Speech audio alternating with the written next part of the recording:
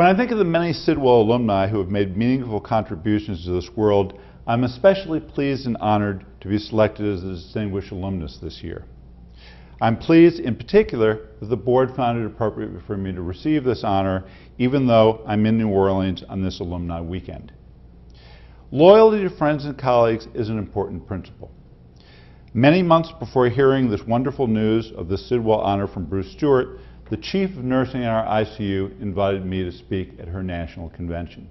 Having made that obligation, having made that commitment, I felt obliged to be there, and therefore I'm disappointed that I couldn't be with you in Washington today. I entered Sidwell in the first grade in 1952 and graduated with the class of 1964. During those 12 years, I made lifelong friends, and even though those friends have disseminated to New Orleans, Los Angeles, New York, Washington, Columbus, Ohio, they remain close friends, and these are among the most important legacies of my Sidwell experience. Lower school and middle school were wonderful years with good friends and good teachers like Harvey LaSure, Florence Gosnell, and Clark Taylor. Middle school taught me to respect authority figures. Like many of you, I was scared to death of middle school principal Frank Barger and dreaded his loud whistle and his bellows when he saw misbehavior. Frank had an uncanny ability to recognize misbehavior before it occurred.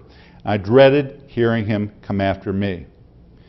In the middle school, I also learned how to avoid being hit by at least 80% of the erasers that Clark Taylor threw at me for either misbehavior or ignorant answers.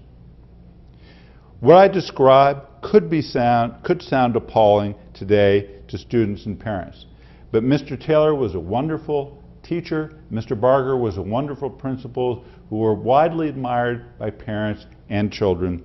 These were individuals who shaped our lives. These are people we'll always remember. Upper school also prepares well and prepares for college and for later in life. Corinne Rosebrook was a Latin teacher who immersed her students in Latin language and Latin culture. She demanded first-rate performance and first-rate behavior.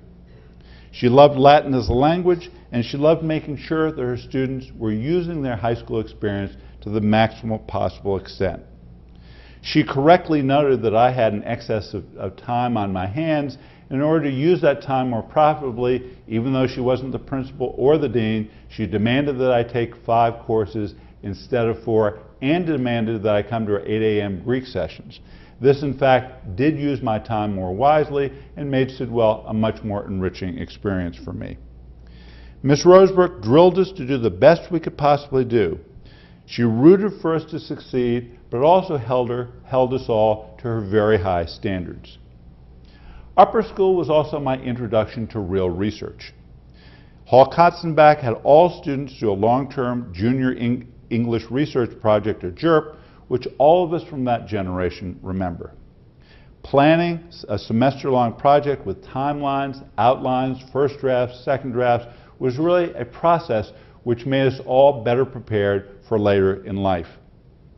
It was also quite a rigor to do this in an age where we didn't have computers and where some of us didn't even have electronic typewriters, but it was a very useful experience and one that taught us that we could create impressive work products that would do us well later in college.